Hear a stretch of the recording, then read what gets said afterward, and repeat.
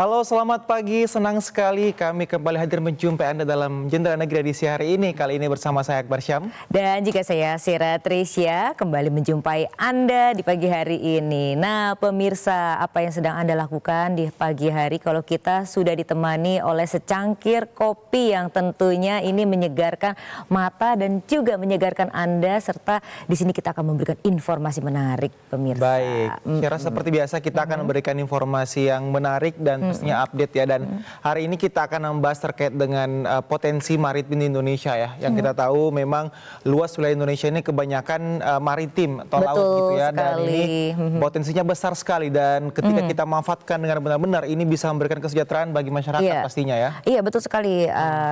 Akbar, tentunya kita juga melihat di sini bahwa ekonomi maritim ini memiliki peran penting sekali, pemirsa, terutama perekonomian global, karena sebagian perdagangan ini juga melingkupi internasional dan dilakukan melalui jalur laut gitu. Betul, jadi bukan hanya memanfaatkan sumber daya yang di laut ya, tapi juga kemudian banyak sekali yang bisa kita lakukan untuk meningkatkan kesejahteraan di laut, seperti juga pariwisatanya, lalu kemudian tadi ya, memanfaatkan sumber dayanya ya. Dan ketika kita memanfaatkan secara maksimal, bukan tidak mungkin kita bisa menjadi raja maritim di dunia ya. Wow, iya. Dan ini pastinya memberikan manfaat yang luas bagi masyarakat di Indonesia pastinya. Iya, dan kita turut berbangga juga ya kalau kita melihat laut kita begitu luas dari Sabang sampai Merauke dengan penghasilan ikannya dan juga terumbu karangnya. Dan ini merupakan potensi yang kita miliki dan bagaimana kita harus menjaganya. Dan ini juga akan berdampak memberikan kesejahteraan ekonomi bagi masyarakat dan sekitarnya. Nah, Akbar, kita langsung aja bahas melalui media online ya. Betul, karena ini juga menjadi pembahasan di artikel online ya, media online ya. Ini kita akan melihat yang pertama ada di Melayupedia. Jadi di sini yang menjadi headline adalah Batam siap jadi pusat ekonomi maritim Indonesia. Jadi Wakil Kepala BP Batam, Lee Claudia Chandra, menegaskan komitmennya untuk mendorong percepatan pertumbuhan investasi di sektor industri maritim dan pariwisata bahari. Menurut Lee Claudia, kedua sektor tersebut memiliki potensi besar untuk meningkatkan perekonomian dan kesejahteraan masyarakat Batam. Wah, berbicara mengenai potensi ini tidak kalah hebat juga dari resonansi. Natuna siap ditetapkan menjadi kawasan ekonomi maritim terpadu. Jadi Akbar nih, konsep kawasan pengembangan ekonomi terpadu atau disingkat jadi KAPET ini berbasis maritim dan merupakan strategi pembangunan wilayah yang difokuskan untuk mendorong pertumbuhan ekonomi di daerah perbatasan dan wilayah strategis dengan memanfaatkan sumber daya kelautan sebagai fondasi utamanya. Nah, selanjutnya kita akan ke RRI nih, Syara. Jadi di sini headline-nya HIPMI Bali dukung strategi majukan ekonomi maritim nasional. Jadi Ketua Bidang Kemaritiman Anak Agung Ngurah Agung menyatakan dukungan penuhnya terhadap agenda hilirisasi sektor kemaritiman yang saat ini digalakan pemerintah. Menurutnya hilirisasi adalah langkah strategis untuk menjadikan laut sebagai kekuatan utama ekonomi nasional dan mempercepat pemerataan pembangunan di wilayah pesisir dan kepulauan. Wow, pembangunan semuanya digalakan di berbagai tempat dan tentunya kita juga di sini akan melihat dari berita Borneo, Kalimantan Utara dan Sulawesi Utara perkuat ekonomi maritim dengan pemerintah Provinsi Kalimantan Utara di sini serta pemerintah Provinsi Sulawesi Utara menyepakati kerjasama strategis dalam bidang pengembangan industri perikanan dan kelautan, Akbar. Dan kesepakatan ini tentunya diyakini mampu memberikan dampak signifikan bagi peningkatan kesejahteraan masyarakat pesisir serta pertumbuhan ekonomi berkelanjutan di kedua wilayah tersebut, pemirsa. Ya, jadi memang ada beberapa wilayah yang tadi ya ketika kita fokus kemudian bisa menjadi pusat ya. Tadi di Batam, lalu kemudian di Bali ya, di Bali terkenal pasti pariwisatanya, tentunya keindahan lautnya. Jadi ada banyak wilayah di Indonesia yang ketika kita manfaatkan tadi ya bisa memberikan dampak yang bagus bagi ekonomi masyarakatnya pastinya ya. Nah, kita akan melihat selanjutnya ini ada informasi nih, informasi dari Riau ini terkait dengan poros maritim bawa kesejahteraan rakyat, dan juga pastinya ini adalah Riau juga salah satu bisa menjadi andalan ya untuk maritim di Indonesia, dan ini dia informasinya untuk Anda.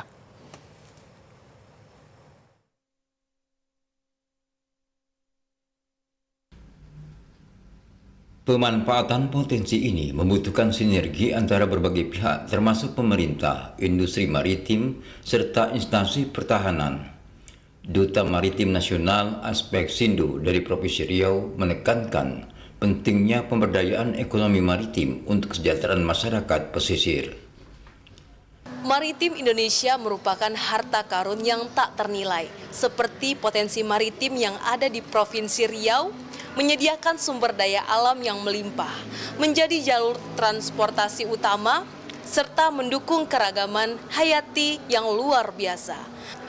Untuk itu, saya sebagai Duta Maritim Nasional mewakili dari Provinsi Riau, mengajak kita semua untuk bekerja sama dan mendukung aktif, serta memastikan laut kita tetap indah dan terjaga, dan produktif untuk generasi yang akan mendatang.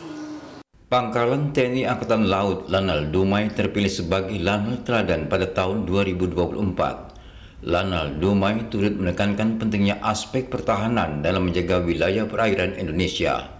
Palaksana Lanal Dumai menggarisbawahi peran penting TNI Angkatan Laut dalam menjaga kedaulatan wilayah laut dari ancaman eksternal, termasuk perdagangan ilegal, penyelundupan, hingga ancaman militer asing. Meningkatkan patroli keamanan sekaligus menyusun aturan yang tepat agar bisa mencegah terjadinya pelanggaran hukum, termasuk di dalamnya pengamanan pulau-pulau terluar dan terpencil secara khusus di wilayah Selat Malaka, yaitu dengan cara melalui Lanal Dumai melaksanakan pembangunan pos pengamanan pada pulau terluar. Kemudian juga komunikasi dan fasilitas umum lain yang dibutuhkan masyarakat atau penduduk setempat. Kemudian yang kedua, yaitu melaksanakan patroli keamanan laut, dimaksudkan untuk melaksanakan patroli rutin dalam rangka penegakan keamanan di laut dari gangguan pihak asing. Terus kemudian yang ketiga, melaksanakan koordinasi dengan stakeholder kemaritiman yang terkait. Untuk itu, Lanal Dumai menghimbau kepada masyarakat untuk mari bersama-sama meningkatkan kesadaran nasional terhadap pentingnya maritim sebagai sumber kekuatan ekonomi dan pertahanan negara.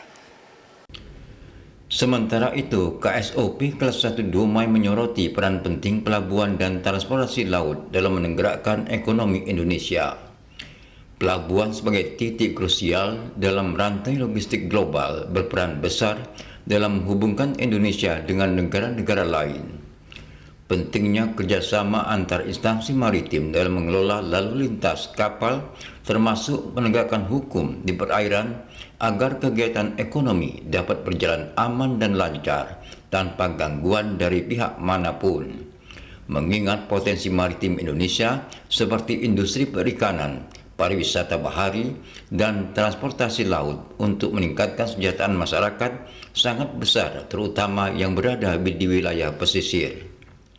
Posisi kontrol yang melaksanakan kegiatan pengawasan terhadap kapal-kapal bendera asing yang datang di Dumai, sehingga mereka akan memastikan bahwa kapal-kapal tersebut memenuhi persyaratan atau ketentuan International Convention yang wajib, dan juga untuk memastikan bahwa kapal-kapal itu aman pada saat tiba di Pelabuhan Dumai. Jadi mereka itu akan dilihat apakah persyaratan mereka sesuai dengan ketentuan internasional. Untuk kapal-kapal bendera Indonesia pun di Pelabuhan Dumai dilakukan pengawasan yang dilakukan oleh petugas Marine Inspector yang memastikan bahwa kapal-kapal bendera Indonesia juga memenuhi persyaratan ketentuan baik itu nasional dan internasional. Betapa pentingnya sektor kemaritiman sebagai penggerak sekaligus meningkatkan ekonomi rakyat dan benteng pertahanan negara. Kerjasama antara pemerintah, sektor swasta, dan instansi pertahanan keamanan sangat diperlukan untuk memastikan bahwa kekuatan maritim Indonesia bisa dimanfaatkan secara optimal demi kesejahteraan ekonomi masyarakat secara universal.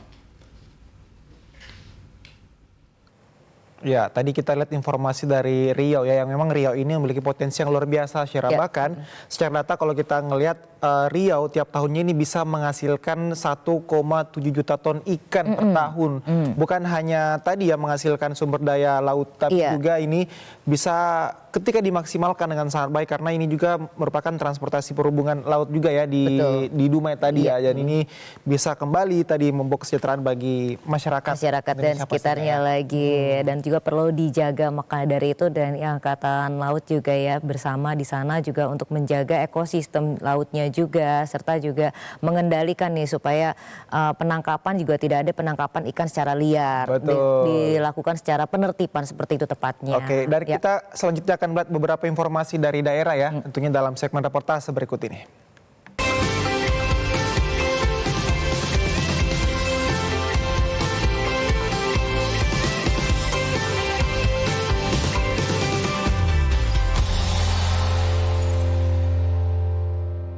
Baik pemirsa, kita ingin melihat nih bagaimana aktivitas kelautan yang berada di Sulawesi Tenggara. Berbicara mengenai memaksimalkan potensi maritim untuk kesejahteraan masyarakat. Bagaimana aktivitas yang berada di sana, kita sudah terhubung dengan Desi Infantriana. Selamat pagi Desi. Selamat pagi Sierra, selamat pagi Akbar. Pagi Desi, sebagai pulau yang dikelilingi oleh lautan yang begitu luas, tentunya banyak cara untuk memaksimalkan nih potensi maritimnya untuk kesejahteraan masyarakat dan di sekitarnya. Apa saja yang sudah dijalankan Desi, silakan laporannya. Ya baik, selamat pagi pemirsa Jendela Negeri dimanapun Anda berada. Memang Sulawesi Tenggara ini seperti sebagian besar wilayah di Indonesia memiliki luas wilayah perairan yang cukup besar sehingga sangat berpotensi untuk dimanfaatkan dan dikembangkan secara inklusif dan juga berkelanjutan demi kesejahteraan masyarakat setempat. Dan saat ini juga pemirsa, pemerintah sudah mengeluarkan berbagai kebijakan strategis yang berdampak signifikan untuk perkembangan kemaritiman hingga ke seluruh wilayah Indonesia. Salah satunya dengan penetapan wilayah pengelolaan perikanan negara Republik Indonesia atau WPPNRI 714, di mana untuk penetapan wilayah ini mencakup 6 wilayah perairan di 6 provinsi. Salah satunya adalah Provinsi Sulawesi Tenggara. Kebijakan yang ditetapkan oleh kementerian terkait ini dirasakan sudah begitu bermanfaat khususnya untuk masyarakat di wilayah pesisir atau para nelayan. Dan hal serupa juga diungkapkan oleh akademisi bidang perikanan dan kelautan dari Universitas Muhammadiyah Kendari, Dr. Muhammad Rais berikut ini. Kebijakan pemerintah pusat di Kementerian Kelautan yang menjadikan 714 wilayah pengelolaan 714 sebagai kawasan konservasi, sehingga penangkapan tuna lebih dibatasi, membatasi nelayan-nelayan luar untuk melakukan operasi penangkapan yang ada di pesisir kita. Itu meningkatkan kemampuan akses nelayan lokal kita itu lebih baik. Itu kita apresiasi seperti itu. Ya, pemirsa, untuk di wilayah Sulawesi Tenggara sendiri saat ini sejumlah pemerintah daerah telah merumuskan dan juga menjalankan berbagai program-program kerja yang berkaitan dengan penguatan dan juga pengembangan potensi kemaritiman di daerah masing-masing. Salah satu daerah yang sudah berfokus dalam pengembangan dan penguatan kemaritiman di wilayah Sulawesi Tenggara adalah Kabupaten Bombana, di mana pemerintah daerah Kabupaten Bombana telah merumuskan sejumlah kebijakan strategis untuk memaksimalkan potensi kemaritiman yang ada di wilayah ini. Dan untuk mengetahui lebih jauh seperti apa kebijakan strategis yang telah dirumuskan oleh pemerintah Kabupaten Bombana, saat ini saya sudah bersama dengan Bupati Bombana, Bapak Haji Burhanuddin. Selamat pagi Pak. Selamat pagi, Nah, pemirsa. Oke, bisa dijelaskan mungkin seperti apa sebenarnya upaya-upaya yang sudah dijalankan oleh pemerintah Kabupaten Bombana dalam penguatan sektor kemaritiman di wilayah ini, Pak? Baik, terima kasih. Selamat pagi, pemirsa Indonesia. Kabupaten Bombana ini kita ketahui bahwa 3/4 wilayahnya itu berada di kepulauan. Jadi kita terdapat ada satu pulau yang namanya Pulau Kabaena yang dikelilingi oleh laut, dan hampir seluruh baris pantai itu dihuni oleh para nelayan. Kami dalam visi kami melakukan untuk Bombana berdaya saing berbasis agrominapolitan, sehingga fokus kami dalam melaksanakan program-program khususnya untuk perikanan. Kami sudah melaksanakan pemetaan potensi sumber daya laut kita dan program yang sedang kita lakukan sekarang untuk memberikan pemahaman atau meningkatkan capacity building untuk para nelayan kita. Sebab kita tahu bahwa nelayan kita harus memberikan manfaat bagi keluarganya. Jadi kami sedang mendeklarasikan bahwa anak nelayan bangga menjadi anak nelayan gitu. Jadi itu sementara kami sedang melakukan program membuat sarana untuk tambatan perahu, di mana masyarakat nelayan itu bisa langsung memanfaatkan tambatan perahu ini untuk langsung masuk ke pasar.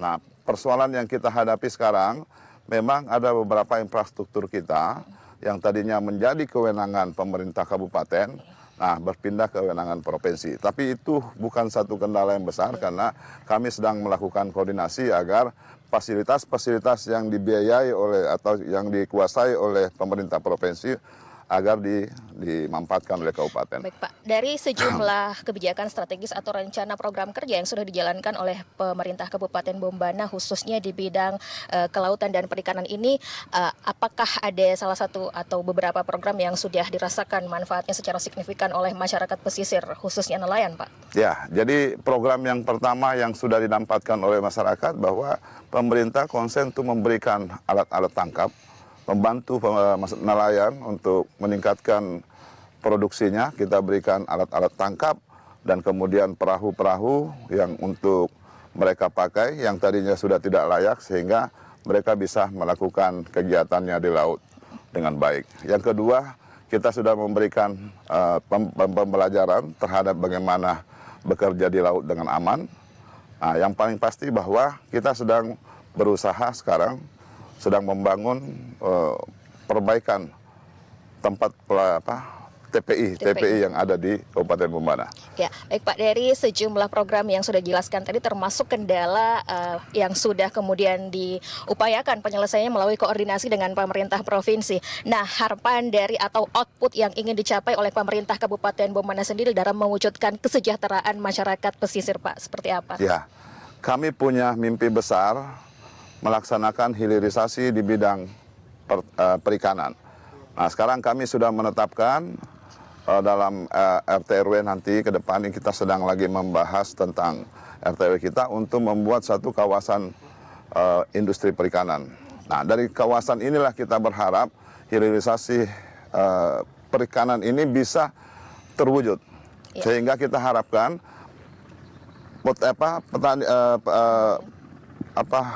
nelayan-nelayan kita berproduksi, kemudian hasil produksinya ini masuk dalam industri. Jadi kita inginkan nanti seluruh produk-produk penelayan dan pertanian yang ada di Bombana kita olah dulu baru dia keluar. Sehingga ada nilai tambah, ada added value yang kita harapkan di situ untuk meningkatkan kesejahteraan masyarakat. Oke. Baik, terima kasih banyak Pak atas informasinya dan pemirsa.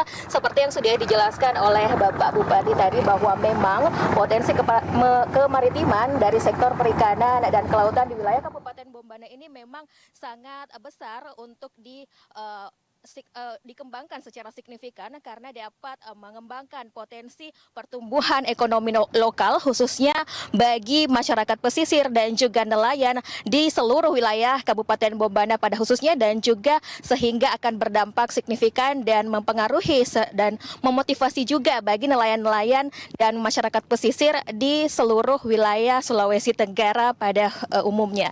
Demikian informasi dari Kabupaten Bombana, Sulawesi Tenggara. Kembali ke Jakarta. Baik Desi Infantria, terima kasih atas laporannya langsung dari Sulawesi Tenggara. Selamat kembali bertugas dan tips salam buat teman-teman yang berada di sana, Desi. Baik, Syara, untuk membahas terkait dengan tema kita hari ini, bagaimana daya dukung maritim untuk kesejahteraan, kita sudah terhubung melalui sambungan Zoom. Narasumber kita pagi ini ada Dr. Kapten Marcelus Hakeng Jaya Wibawa MR yang juga merupakan pengamat maritim. Selamat pagi Pak Marcel, apa kabar? Selamat pagi. Baik, suara kita jelas ya Pak ya? Baik, Pak Pak Marcel, apa saja yang sebenarnya menjadi daya dukung maritim dan bagaimana kemudian atau apa yang menjadi potensinya untuk masyarakat, Pak Marcel? Ya, kalau kita koneksikan dengan masyarakat, kalau sebagian besar masih fokus tidak ada katanya memang juga bisa alihkan fokus masyarakat atau usaha yang sebelumnya dan jadi tidak mari kenapa kita harus mulai memang potensi maritim ini juga yang sampai nanti bupati Badan bahkan juga tempat wilayah sebuah pulau itu adalah lautan, potensi besar maritim inilah yang harus bisa dikembangkan dan disebarkan kepada masyarakat untuk masyarakat bisa memahaminya dulu mengetahuinya. Seperti kita sama tahu wilayah Sulawesi, Maluku, Papua dan sekitarnya dan provinsi Utara karena Sumatera merupakan turun dan juga berkembang yang sekitar Utara. Maka tiga provinsi ini perlu dimaksimalkan masyarakat tentunya yang akan merugi adalah Pak Marcel.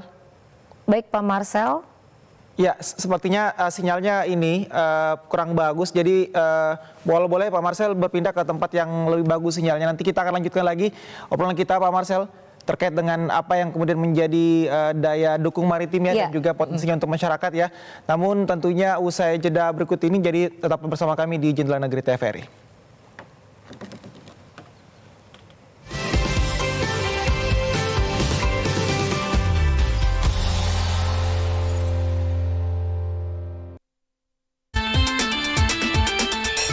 Turnamen bulu tangkis yang paling dinanti, BWF Super 500 Malaysia Masters 2025.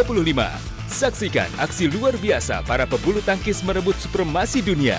Jangan lewatkan BWF Super 500 Malaysia Masters 2025, 22 sampai 25 Mei 2025 di TVRI Nasional dan TVRI Sport.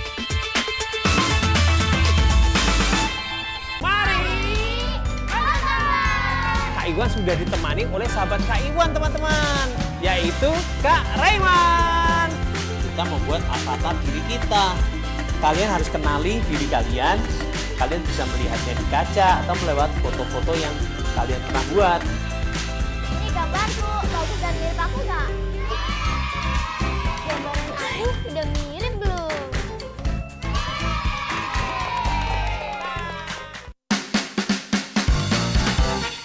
Membahas seragam topik menarik dengan tema berbeda setiap minggunya bersama bintang tamu keren dan performance spesial yang gak kalah seru.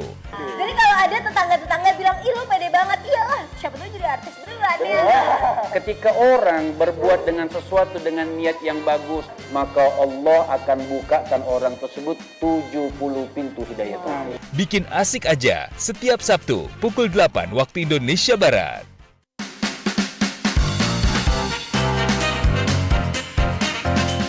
Kisah rumah kos yang dihuni oleh para pria dari berbagai suku dan latar belakang. Tapi di balik kehidupan mereka ada Pak Mul, sang pemilik kos yang berusaha menyelamatkan kosan. Mampukah para penghuni menyelamatkan rumah kos yang telah menjadi keluarga untuk mereka? Saksikan Terima Kos Pria Baik-Baik setiap Sabtu pukul 19 waktu Indonesia Barat.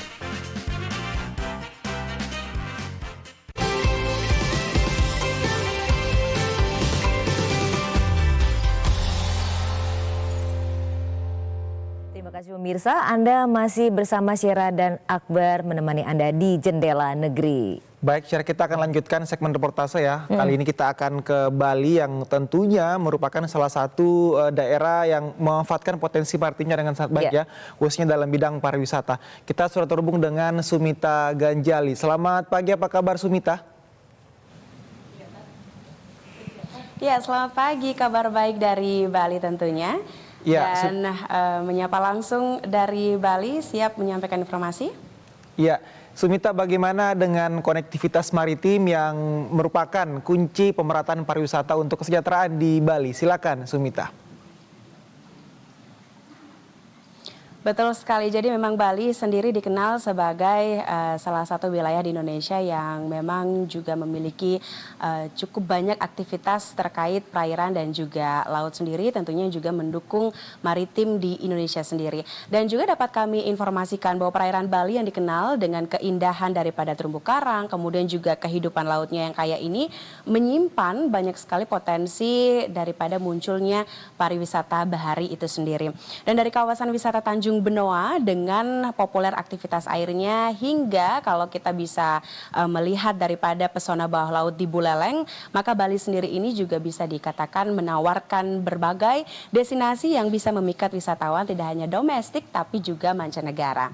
Kemudian dengan dukungan infrastruktur yang dapat kita katakan seperti Bali Maritime Tourism Hub ini di Pelabuhan Benoa dan Marina di Lovina, ini juga menyebabkan bahwa pengembangan daripada wisata bahari di Bali ini tidak hanya bisa meningkatkan daripada daya tarik wisatanya saja, tetapi juga berkontribusi pada kesejahteraan masyarakat pesisir melalui adanya pemberdayaan ekonomi lokal dan juga pelestarian daripada lingkungan itu sendiri. Kemudian juga Bali Maritime Tourism Hub ini, pemirsa dapat kami informasikan merupakan salah satu ya dari proyek strategis nasional untuk dapat mengembangkan daripada yang namanya Pelabuhan Benoa, dan Bali sendiri ini menjadi hub pariwisata maritim unggulan.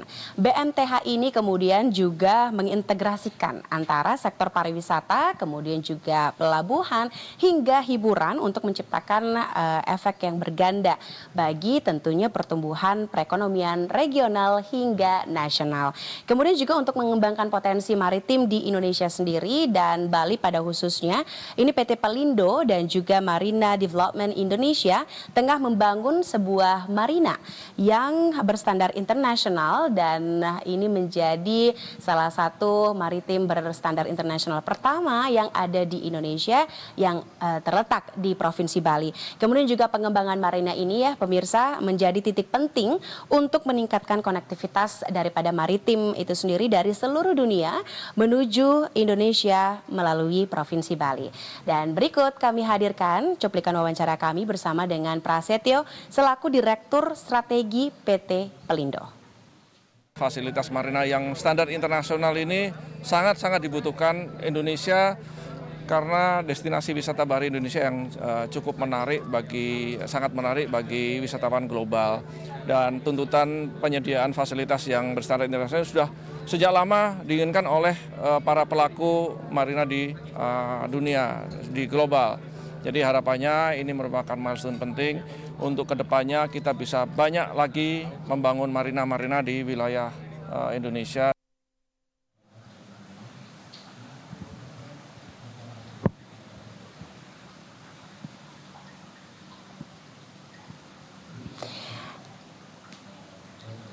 Ya, selain itu guna menciptakan yang namanya multiplier effect, pemirsa yang lebih masif daripada sektor pariwisata, pemerintah juga tengah menggencarkan pemerataan daripada wisatawan ke Bali Utara dan Bali Barat melalui paket wisata 3B yang meliputi Banyuwangi, Bali Barat, dan Bali Utara. Paket wisata ini tentunya akan menghubungkan 3 wilayah tersebut melalui kapal cepat. Nah, dari kacamata Kepala Dinas Pariwisata Kabupaten Buleleng, Gede Dodi Sukma Oktiva Askara menyambut baik sekali adanya kebijakan strategis ini dengan menghadirkan paket 3B yakni Banyuwangi, Bali Barat, dan Bali Utara. Namun meski demikian diharapkan tentunya pengembangan infrastruktur daripada dermaga untuk bersandarnya kapal cepat yang menjadi penghubung dari proyek strategis nasional ini bisa terselesaikan, yang mana masih dalam proses ini bisa mencapai goals yang diharapkan sesuai dengan yang diharapkan. Tentunya juga mengingat kelayakan dermaga di Lovina sendiri belum memadai. Dan hingga kini juga pemirsa pihaknya masih menyiapkan master plan terkait infrastruktur tersebut. Selengkapnya kami hadirkan cuplikan wawancara kami bersama dengan Gede Dodi Sukma Oktiva Askara selaku Kepala Dinas Pariwisata Kabupaten Buleleng. Dermaga di Lovina itu kondisi pasang surutnya tinggi sehingga pada saat air surut itu relatif sangat dangkal, tidak bisa kapal cepat merapat. Nah, sehingga dermaga di Lovina itu direkomendasikan untuk bisa diperpanjang lagi dari kondisi sekarang lagi 112 meter.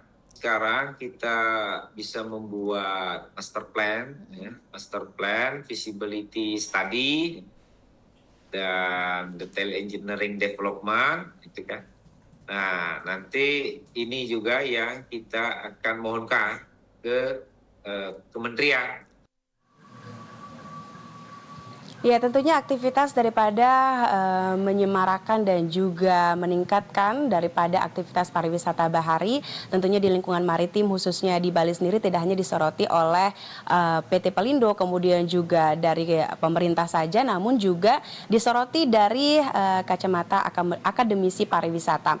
Dalam hal ini Akademisi Pariwisata Universitas Udayana Igede Gian Saputra mengatakan bahwa daripada seluruh kebijakan strategis nasional yang dilahirkan untuk semakin meningkatkan aktivitas maritim di Bali sendiri khususnya penting diperhatikan yakni konektivitas daripada perairan dalam sektor pariwisata ini yang mana mengingat pariwisata ini merupakan juga sektor yang sangat bergantung terhadap konektivitas sehingga dengan adanya konektivitas yang baik dari berbagai stakeholder diharapkan akan bisa menciptakan pariwisata yang nyaman bagi tidak hanya wisatawan tapi juga masyarakat lokal hingga seluruh sektor yang terdampak akibat aktivitas pariwisata tersebut.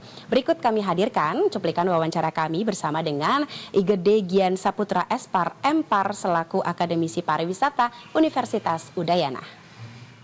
Pariwisata ini adalah hal yang sangat berkaitan dengan perjalanan gitu ya. Kalau kita lihat dari konsepnya sendiri, pariwisata adalah perjalanan dari satu tempat ke tempat yang lain gitu ya. Konsep dasar sekali yang kita harus pahami dalam pariwisata sehingga bagaimana agar perjalanan ini lancar. Nah, apalagi kita berbicara antar pulau gitu dan Indonesia sangat dikenal dengan kekayaan pulaunya gitu ya. Sehingga memang koneksi laut yang dalam hal ini didukung oleh pelabuhan menjadi sangat penting dan menjadi keharusan dalam pemerintah dalam mengembangkan pariwisata kita gitu.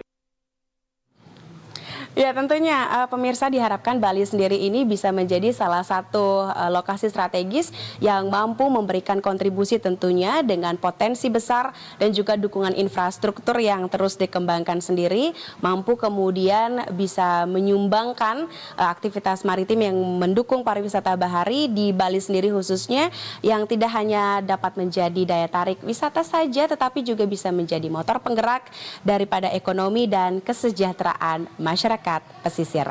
Demikian informasi yang dapat kami sampaikan langsung dari Bali, kembali ke Anda. Ya, menarik ini bahwa tadi ya konektivitas maritim ini menjadi kunci pemerataan pariwisata karena untuk menghubungkan nih wilayah apalagi kita kan negara kepulauan gitu ya. Sumita terima kasih, selamat bertugas kembali. Ya, dan pastinya Syara kita juga berharap akan muncul nih Bali-Bali yang lain ya. Jadi Bali tidak hanya menjadi pusat pariwisata juga tapi tempat-tempat lain apalagi kan memang pemerintah juga banyak nih mempromosikan tempat-tempat wisata yang lain ya. Dan ini salah satu potensi pariwisata yang wajib kita manfaatkan ya. Betul sekali. Karena begitu banyak pulau yang ada di Indonesia gitu ya. Kalau kamu lihat itu tempat-tempat yang menarik yang perlu diperhatikan tuh kadang-kadang kita juga pingin ya ini bukan hanya Bali aja ya. Mungkin dari turis-turis itu taunya kan hanya sentralnya itu aja. Nah, kalau menurut dari Akbarnya sendiri yang paling menarik tuh yang pingin banget lebih berkembang lagi pulau mana? Kalau dari saya sih hampir semua pulau di Indonesia ya yang perlu kita kasih perhatian gitu ya. Tapi tadi kembali lagi ke Bali tadi mengatakan bahwasanya kuncinya adalah konektivitas nih.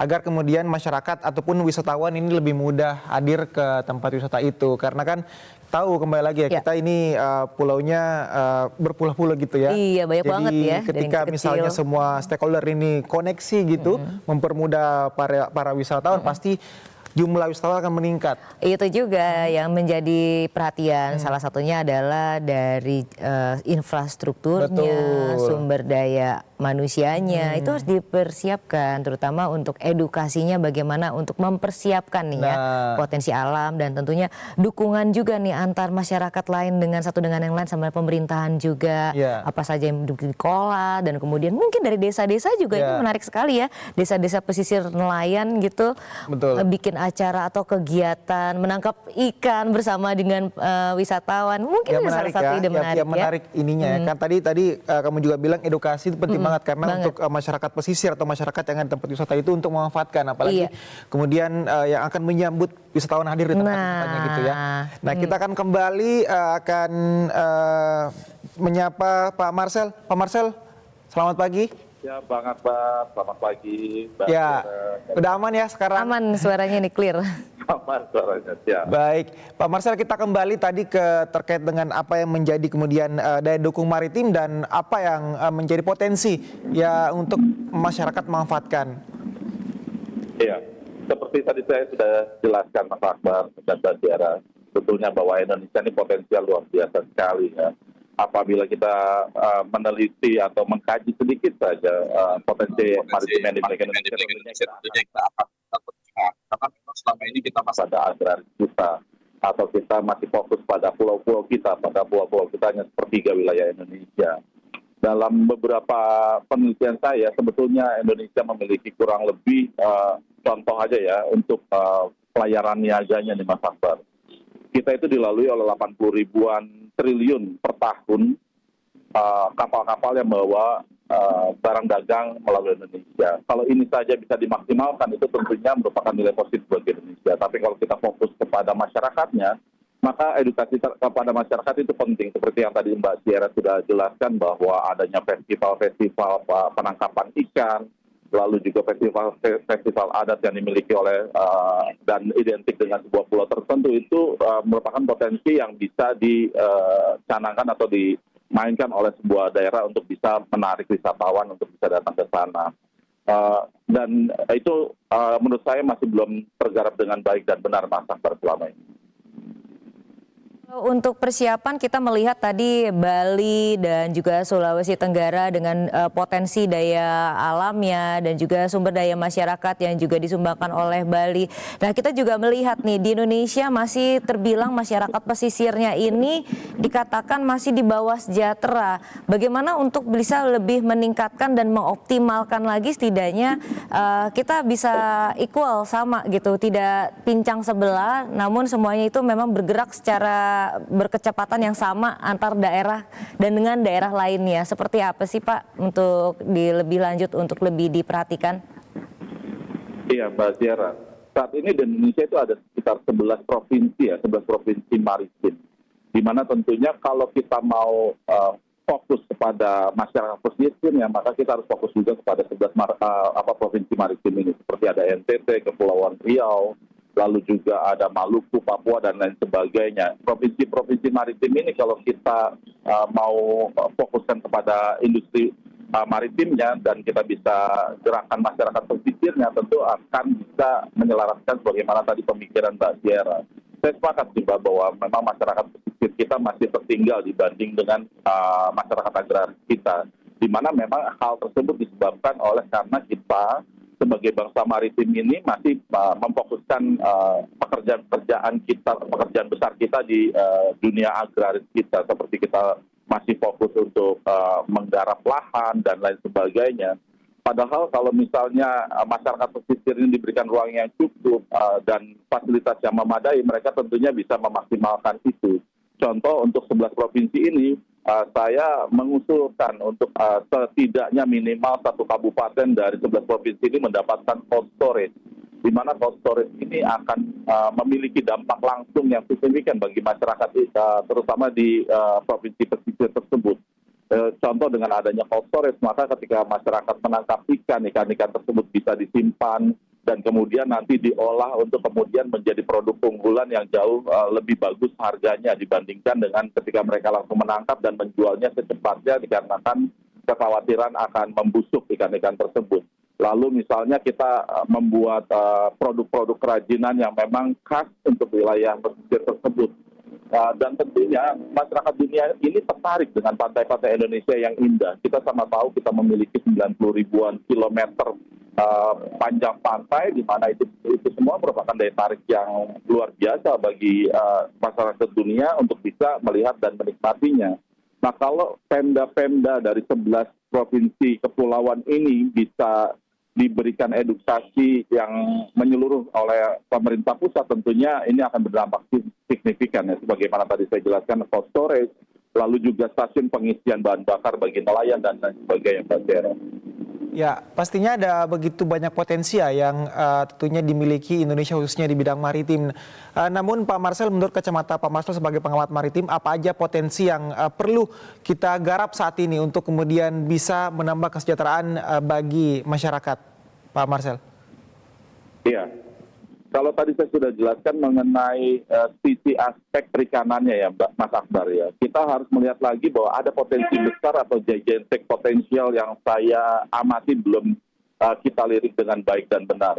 Yaitu kita memiliki 3 jalan tol yang kita sediakan bagi dunia melalui ratifikasi UNCLOS yang kita ratifikasi di tahun 1996. Kita memiliki alur laut Kepulauan Indonesia 1, 2, dan 3 yang dilalui oleh kurang lebih 600-an kapal-kapal besar setiap harinya melalui ALKI 1, 2, dan 3. Kalau saya melihat potensi saja yang dimiliki oleh mereka, kalau kita bisa memaksimalkan 100% gitu ya, Mas Akbar, maka kita bisa memaksimalkan supply provision yang ada di situ, through chain, bunkering, port clearance, lalu ada visa service, lalu juga bisa anchorage service, lalu yang paling rasional itu adalah vessel traffic information service untuk traffic separation scheme, lalu pelleted service dan lain sebagainya. Itu semua bisa kita maksimalkan. Ibaratnya gini loh Mas Akbar, ini ada jalan tol yang kita sediakan bagi masyarakat dunia, 3 jalan tol yang ada di perairan Indonesia. Kita tidak akan menghalangi mereka untuk melintasi secara damai sebagaimana aturan internasional yang berlaku, tapi kita menyediakan servis bagi mereka. Dan kalau potensi ini bisa digarap dengan baik dan benar, akan muncul maksimal kita dalam setahun sekitar 3.000 triliun rupiah. Nah, kalau pertanyaannya dihubungkan dengan tadi pertanyaan Mas Akbar, apakah itu bisa mensejahterakan masyarakat? Pastinya bisa, Mas Akbar dan Mbak Tiara, karena angka 3.000 triliun ini luar biasa. Belum lagi dikoneksikan dengan tadi yang saya katakan ada 80.000 triliun rupiah setiap tahun kapal-kapal melalui kita, tapi kita nggak melakukan apapun atau berupaya apapun agar kapal-kapal itu tertarik untuk berkegiatan ekonomi di kita. Pulau Sabang, Bali, Lombok, Flores, lalu di atas ada Bitung, ada Buru, lalu ada juga Kalimantan Utara, itu adalah pintu-pintu masuk dan pintu keluar yang kalau kita bisa maksimalkan, kita bisa menggrab potensi yang kita miliki dengan begitu dahsyatnya. Begitu demikian, Mas Akbar. Baik, jadi bukan hanya tadi potensi ikannya ya, tapi ternyata dari jalur juga bisa kita manfaatkan Pak ya, begitu ya. Dan pastinya tadi katakan bahwasanya ini bisa menambah kesejahteraan bagi masyarakat, begitu ya Pak? Pastinya Mas Akbar. Karena kembali lagi saya katakan bahwa memang secara aturan internasional itu menyediakan ruang bagi negara kepulauan untuk bisa menyediakan jasa-jasa. Mereka memang tidak diwajibkan untuk berhenti atau menggunakan jasa yang kita sediakan, tapi kita bisa membuatnya, mempackaginya demikian menarik sehingga mereka mau tertarik dibandingkan mereka harus berhenti ke Singapura atau belok ke Singapura, padahal tujuan utamanya adalah tidak ke situ. Tapi lebih baik kita sediakan di jalur-jalur tersebut area-area untuk berhenti, sama seperti ketika di jalan tol rest area tersebut, Mas Akbar. Jadi kita menjalankan servis begitu ya, layaknya jalan tol kalau di darat gitu. Menjalankan servis semuanya juga terpadu ya. Tapi kalau kita melihat nih, kita masih fokus untuk ekonomi maritim juga dan pengembangannya.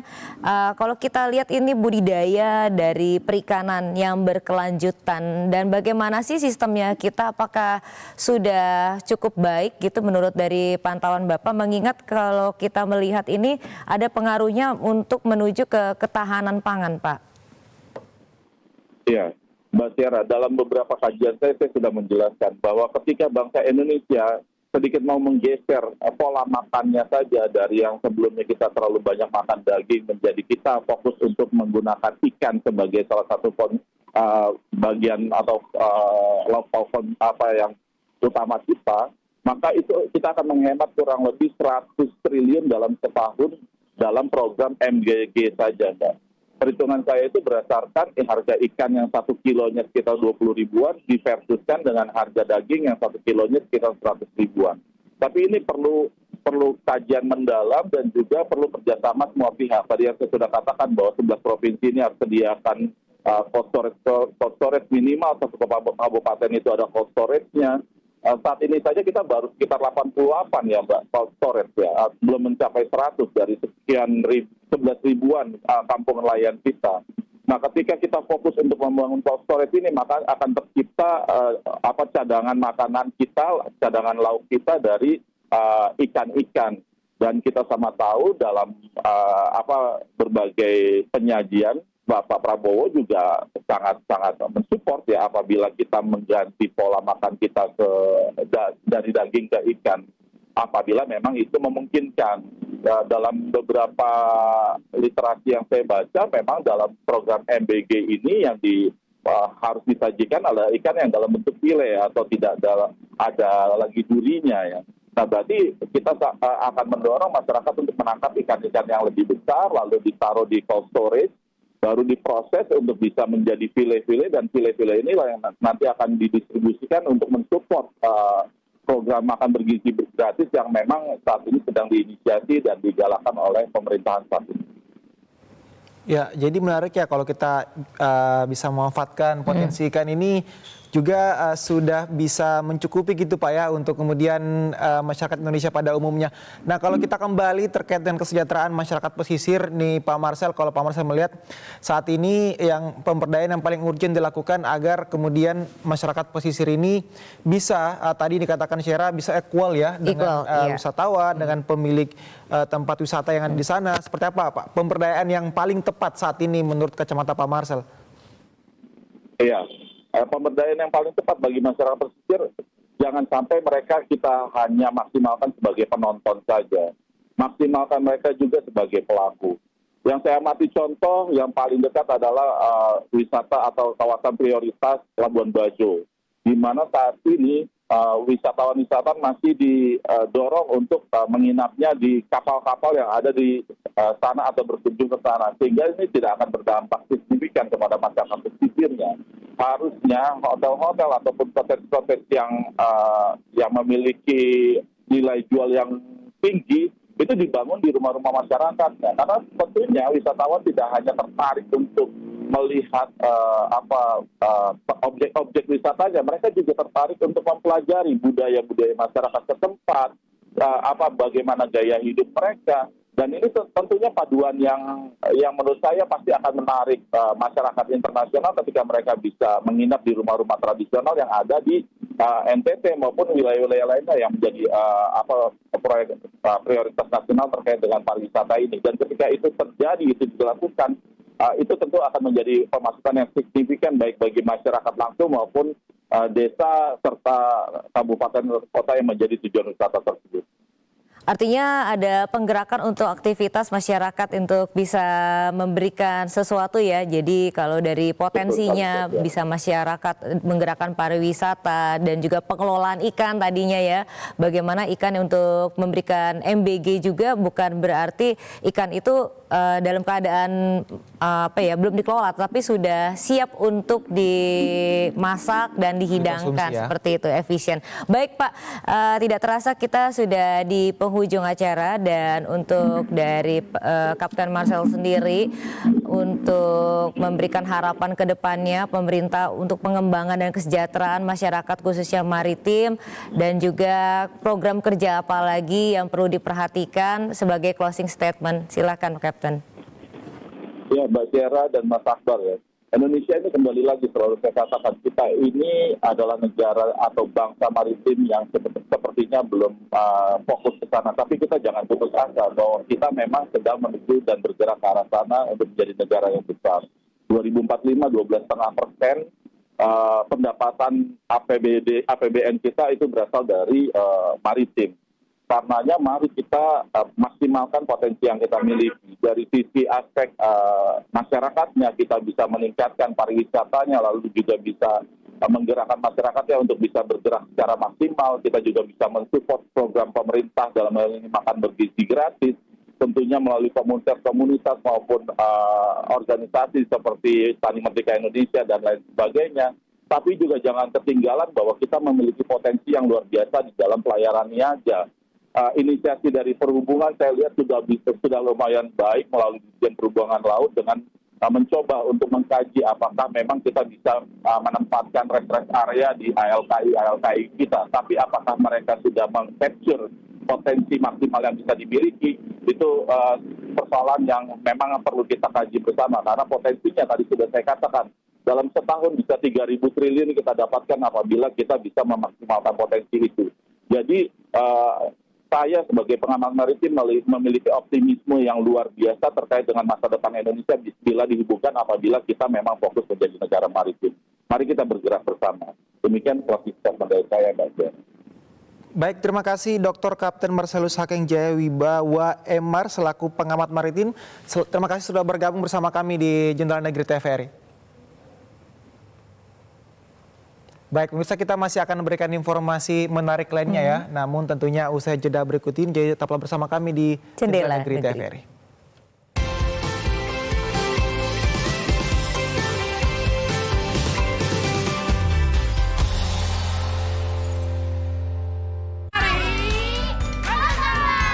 Kak Iwan sudah ditemani oleh sahabat Kak Iwan, teman-teman, yaitu Kak Rayman.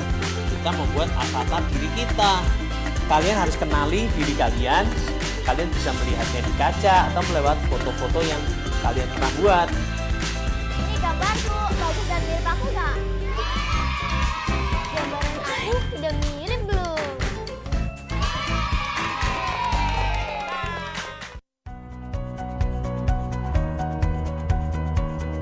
Saya katakan berkali-kali, bertahun-tahun, tanpa pangan tidak ada negara. Terkait dengan ketahanan pangan, Bulog telah melakukan penyerapan gabah maupun beras di wilayah Yogyakarta dengan kita membentuk suatu tim namanya tim jemput gabah hasil dari petani, langsung kita terjun ke sawah. Tentunya petani dapat menikmati harga yang bagus, lebih bagus daripada ketika petani itu menjual ke pedagang atau pengepul. Pertama-tama saya ucapkan terima kasih kepada Pak Presiden Pak Prabowo yang sudah mencanangkan program ketahanan pangan dengan harga Rp6.500 khususnya gabah kering panen, dan kami sangat senang sekali dengan harga yang ditetapkan oleh pemerintah, dan kami ingin program ini tidak berhenti pada musim ini. Program ini semoga sampai 5-10 tahun ke depan sangat didambakan oleh petani. Ini betul-betul program yang membantu petani. Terima kasih kepada Bapak Presiden Prabowo yang telah membeli harga gabah petani di harga Rp6.500 per kilogram. Ayo dukung ketahanan pangan. Petani cerdas, rakyat sejahtera.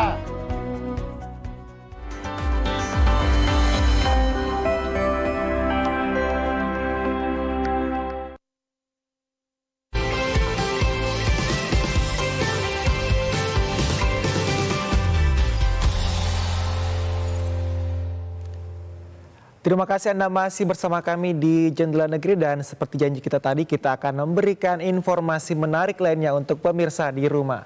Oke, baik. Yuk kita makan-makan. Aku mau ngajak pemirsa dan juga Akbar untuk menikmati sate. Tapi satenya ini adalah sate yang berbeda, sate ikan. Bukan sate ayam atau sate kambing. Nah, uniknya ini ada di sebuah warung yang di Jalan Tukat Pakerisan. Jadi khusus sate ini menggunakan ikan, namanya ikan marlin. Oh ya? Apakah kita siap menggunakannya dengan sambal mata? Pemirsa penasaran? Yuk langsung aja kita simak liputannya berikut ini. Warung Bu Ari yang berada di Jalan Tukat Pakrisan ini adalah salah satu warung yang menyajikan kuliner khas Bali berbahan ikan. Jika selama ini warung kuliner ikan khas Bali menggunakan jenis ikan tuna, usaha keluarga yang dirintis oleh sang ibu, yakni Nengah Rambit, sejak tahun 1993 ini justru menggunakan ikan marlin. Bukan tanpa alasan, olahan daging ikan marlin memiliki tekstur lebih padat dan kesat dibandingkan olahan berbahan ikan tuna yang cenderung lebih halus dan lembut. Olahan ikan marlin dalam bentuk sate lilit atau sate tusuk ini dapat bertahan hingga 2 hari. Sate ikan marlin warung Bu Ari ini juga kerap dijadikan oleh-oleh wisatawan beberapa daerah di luar Pulau Bali. Bahkan hingga dikirim ke luar negeri menggunakan kemasan paket khusus. Selain olahan sate, menu ikan marlin yang juga disajikan berupa pepes, bakso, dan tum. Bagi para pelanggan, keunikan tekstur daging ikan marlin dengan cita rasa khas Bali memberikan kesan tersendiri hingga menjadi pelanggan tetap selama bertahun-tahun. Enak, terutama sate lilit ikannya enak. Udah muter-muter mana di sini sih paling enak kalau menurut saya gitu. Kalau saya sih favoritnya yang pertama sate lilit ikan ya Mas, yang kedua saya pepes sih favoritnya. Mungkin lebih dari 10 tahun Pak. Ya, waktu ibunya belum ada toko jadi masih di trotoar dulu jualan. Ya kalau dari rasanya mungkin lebih gurih sama yang di sini yang jelas fresh sih selama ini saya rasain. Tahun 93. 93 ya Bu ya. Yang bangunnya di sini ya. Sebelumnya kita jualannya di Besake kayak gitu kalau ada odalan-odalan. Ini warisan turun-temurun sebenarnya. Melayani pelanggan mulai pukul 7 pagi, warung yang hanya mempekerjakan sanak keluarga Ibu Nengah Rambit ini mampu menghabiskan 1000 tusuk sate dalam sehari. Di warung ini, satu porsi menu lengkap ikan marlin berupa sate, tum, pepes, bakso, yang dilengkapi sayur pelecing kangkung dengan taburan kacang goreng dijual seharga Rp30.000, lengkap dengan nasi putih dan segelas minuman dingin.